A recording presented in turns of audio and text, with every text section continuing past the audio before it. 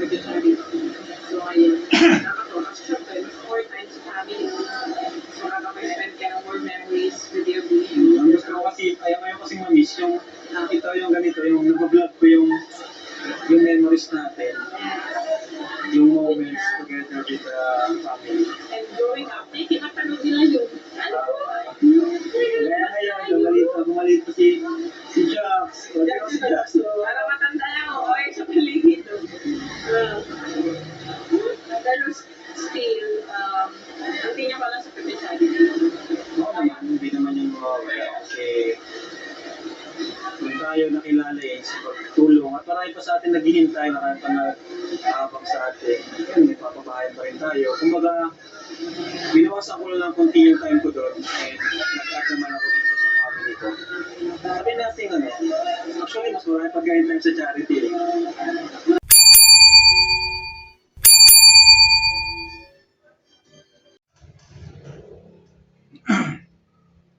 So, yan. Mga viewers ko. Kumusta po kayo? Andito naman po ako. Welcome po kayo sa aking YouTube channel, Randy Channel. Paki-subscribe, like, and share, comment dito sa aking YouTube channel, Randy Channel. At hayaan nyo muna batiin kayo ng magandang umaga, magandang tanghali, magandang gabi sa inyo lahat. Luzon, Visayas, Mindanao, at yung mga kababayan natin sa abroad, sana po nasa buting kalagayan at malaya sa karamdaman. Okay? Kali tayo.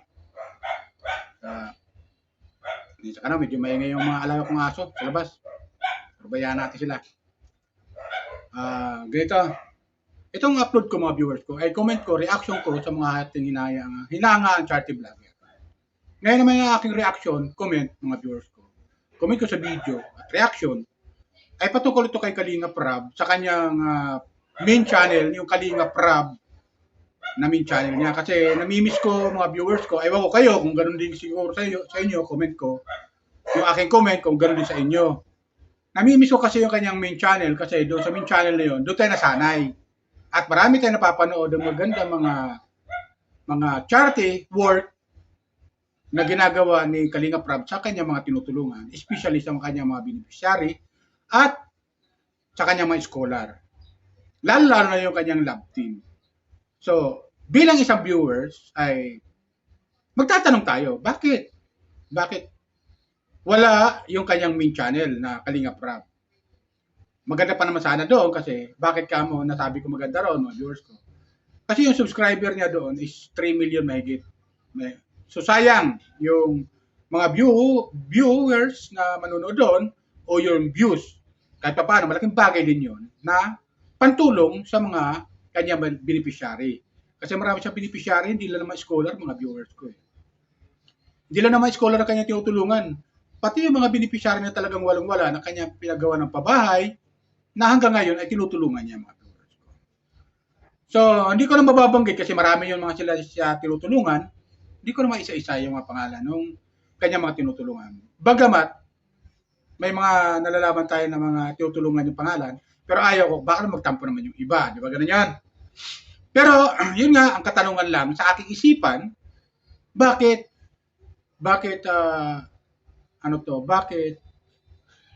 hindi niya ginagamit itong main channel niya na dapat na dapat ang pinaka-the best na gamitin niya kasi marami ang viewers dito almost 3 million kaysa ikumpara natin sa pangalawang channel niya na mahigit kalahating million pa lang, samantala yung main channel niya is 3 million mga viewers ko. 3 million. So may dahilan ba mga viewers ko? Comment lang kayo kasi ako bilang viewers ay namimiss ko rin yung kanya mga upload video o vlog sa mga charity vlogger sa mga tinutulungan niyang beneficiary doon sa main channel niya. Kasi ang napapanood ko mga viewers ko, itong second channel niya, yung Kalinga Prab, Matubang, o kaya yung Tahanan, Kalingap Tahanan, mga viewers ko. So yun mga viewers ko ang aking comment, reaction dito kung bakit. Nagtatanong tayo, bakit? Anong dahilan? Wala na ba siyang gana na mag-charity vlog o mag-charity work doon sa mga beneficiary niya? Wala na ba siyang gana sa mga love team na ginagawa niya dati na maraming mga views? Wala na ba siyang gana sa mga scholar niya na i-vlog niya So, ganun, maraming magkatanungan mga viewers ko. Ganun lang tayo magtanong.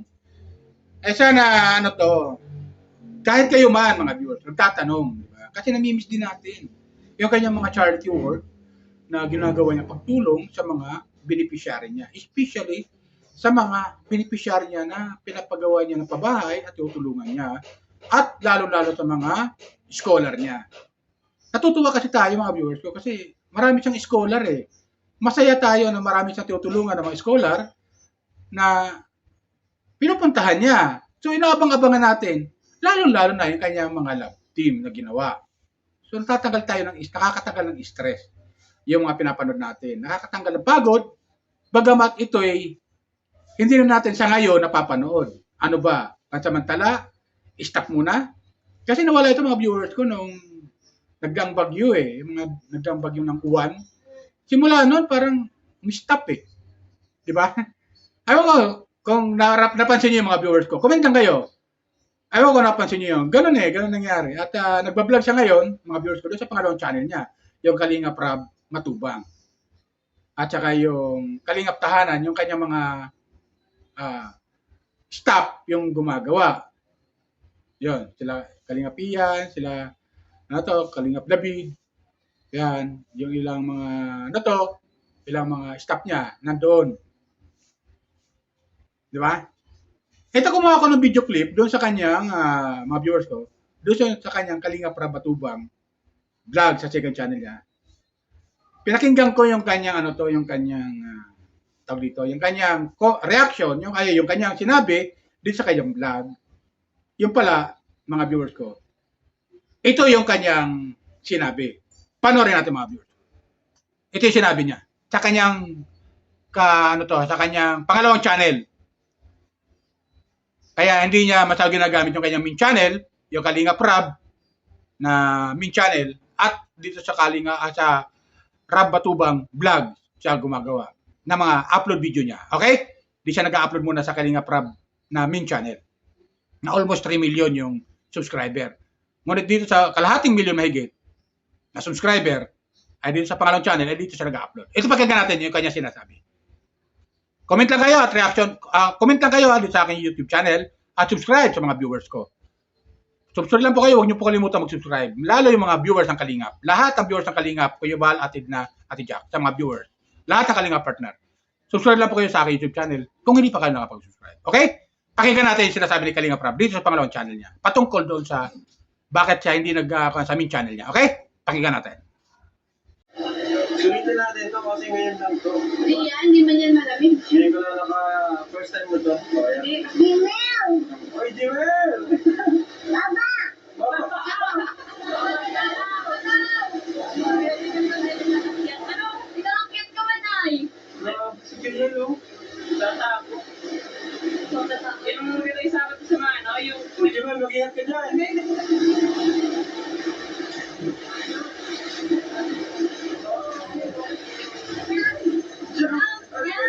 Galing ko yan, Jimel. Galing ko siya. Bakit ako maligo eh? Maligo ni Kalbo. Ito, maligo oh. Pero sinarayas na kayo, Kalbo. Ay, talaga marami pang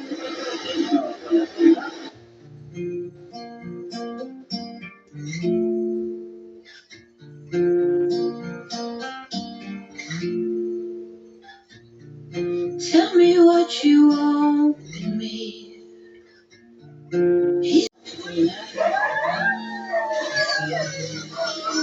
I in that high bouncing up and down, some above ground?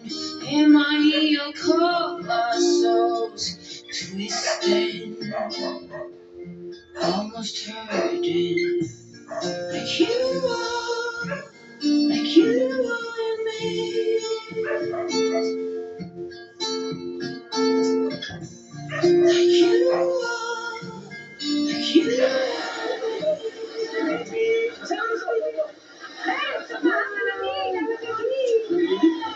Parang makina yung ilaw.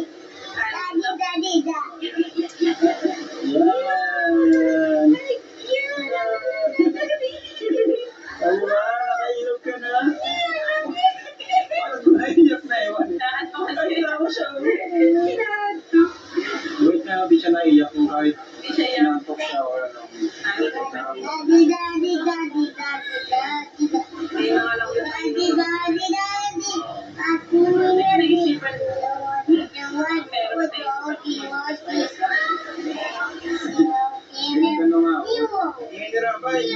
Yes po.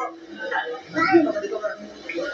Actually, mga kalingap, ginawa ko rin itong isang channel na to. Kasi, di ba ang personal channel ko talaga ng una is yung Nagmatulong Vlogs na ngayon ay kalingap tahanan na. Kasi pinabaya ko na lang din yun sa mga scholars natin, nung kikitain nun sa mga scholars, staff, yan.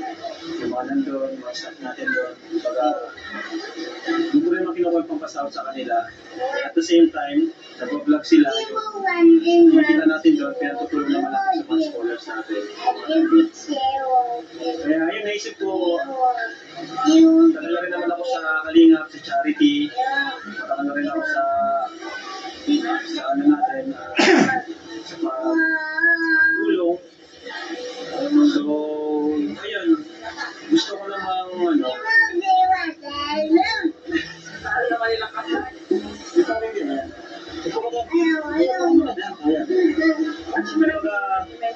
Gusto ko mag-ipon ng memories with my family. Kasi, syempre, ito, lumalaki, wala pa siya moment sa kanila, nakakain ng mga ganito, palagi ako nasa labas. Uwi man ako, pagod na, gabi na. So, ayun, gusto kong buwasan yung oras ko sa pag-charity. And gusto kong dagdagan yung oras ko sa family ko. Dahil mo ito, quality time. Kasi may time kami tuwing gabi, pero pagod na, matulog na lang. Minsan yung mga bata, tulog na. Kaya nangihinayang ako. Matagal ko na rin itong naisip. Matagal na rin itong sumasabi sa isip ko na parang may something na kulang sa akin. Parang may kulang. Parang kulang yung wala. Ito na ngayon. Kulang yung time ko sa kanila. Ito yung naisipan ko. Gusto ko rin na-record yung mga... Kasi yung mga recorded memories ko sa pag-charity lang naman, di ba? Yung mga... Pero may gusto ko rin na-record yung memories namin with Rabbi, Jack, and syempre, ito yung first vlog namin. And sana po, supportahan nyo kami. Sana supportahan nyo rin po itong personal vlog. Dede na?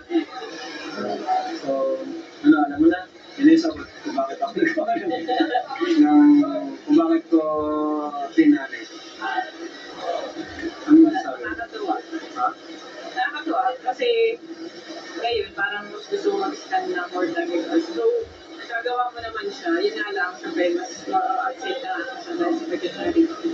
So, ngayon, nakakatuwa. Kasi syempre, mas more time sa family. So, makakapag-spend ka ng more memories with your baby. Ang gusto ko kasi, ayaw kasi ma-miss yung ito yung ganito, yung nag-vlog ko yung memories natin.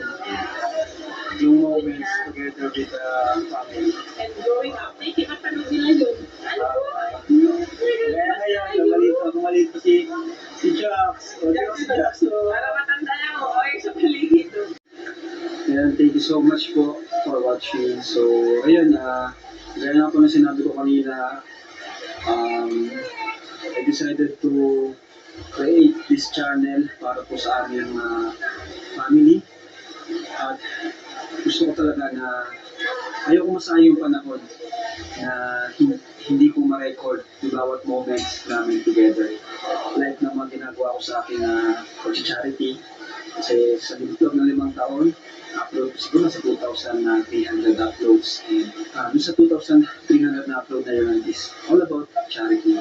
Ibang tao and kwento ng buhay ng ibang tao. This time, gusto ko naman is kwento ng buhay namin. Dito sa channel ko na to na Harap Matubang. So, I hope po, pa-supporting po ng channel na to. Gaya po ng pag-support nyo sa Team Kalingap, sa aking main channel. Dahil sa channel na to, it's all about yung journey ko bilang isang ama, bilang isang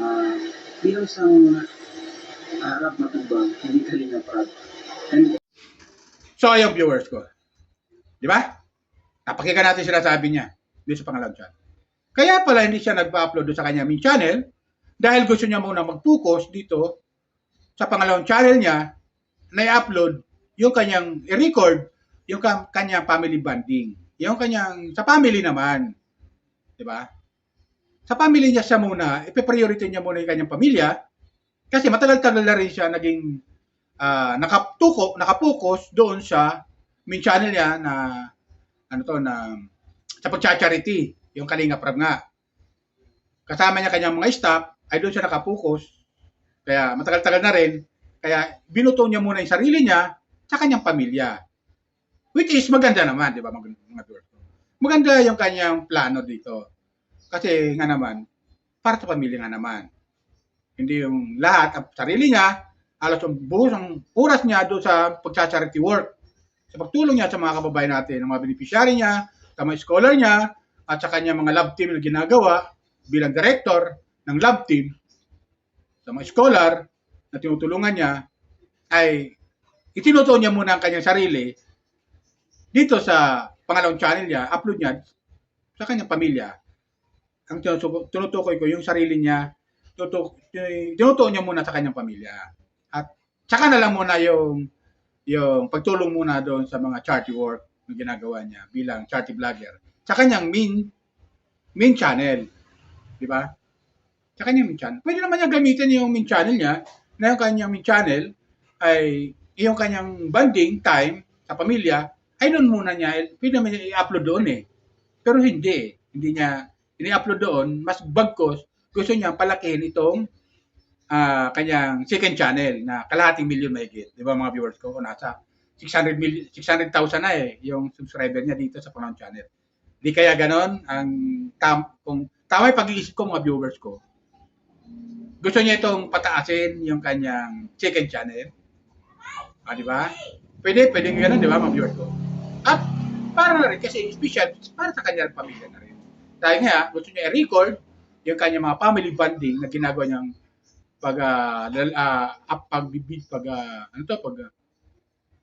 tawag dito yung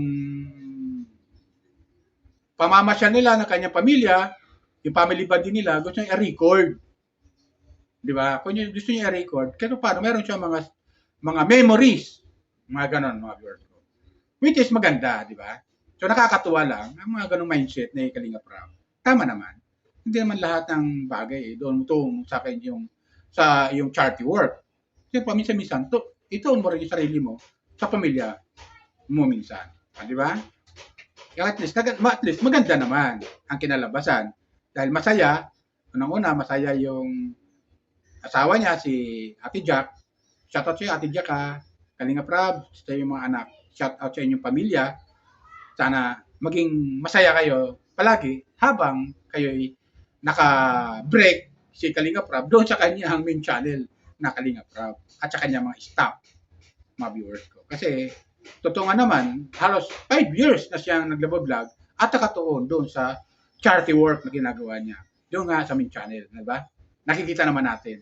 Ay sa kanya, minsan wala na siyang time sa kanyang pamilya, pag-uwi siya, tulog na yung kanyang mga anak.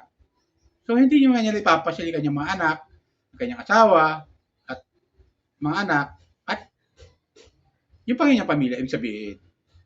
So, binibigyan niya ng panahon yung kanyang pamilya dito sa pangalawang channel niya. At dito nga niya na-upload sa pangalawang channel. Di ba? So, maganda. Sana, balang araw, mapanood natin yung kanyang mga charity work pagdating ng mga araw. Di natin alam yan, baka next year yan, buhay niya ulit, bumalik siya doon sa main channel niya. Kasi marami nag-aabang doon, mga viewers ko. Tapos mayroon tayo na ba napakinggan na sa isang charity reactor niya na meron siyang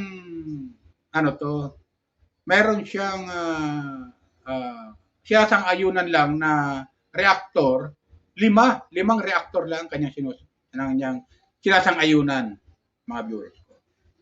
5 lang. Sa dami ng reactor ng Kalinga, mga viewers ko, 5 lang ang kanyang binibigyan ng karapatan, mga viewers ko. Para sa akin, pagkakaintindi ko binibigyan ng karapatan na reaksyonan siya sa kanyang mga vlog. At yung iba doon, bagamat mga Kalinga partner, ay hindi niya binibigyan ng karapatan na mag-reaction sa kanya. Tama ba yung pagkakaintindi ko? O basta 5 lang yung kanyang binibigyan ng karapatan. Dahil nga, may mga reactor na nakakasira sa nakakasira sa kalingap. So, toxic sa kalingap yung kanyang reaction o reaction sa kalingap. Toxic, bagkos, yan nagiging dahilan ng pag-aaway-away sa loob ng kalingap. Tama ba yung pagkakaintindi ko, mga viewers ko? Comment lang kayo, ha? Kung tama yung aking comment, reaction. At 5 lang itong binibigyan niya ng karapatan ng mga reactor. Di ba? So, napakinggan ko to. Masakit lang na ganoon pala. Akala ko, masaya sila sa loob ng kalingap. Lingid pala sa ating kaalaman, nagkakagulo sila, mga viewers ko. At yung binibigyan ng karapatan na mag-reaction sa kanya, ay 5 lang. O, di ba? Si Kalingap Rab. Kaya siguro, isa rin sa mga dahilan kung bakit nagpahinga muna siya na mag-charity work doon sa main channel niya.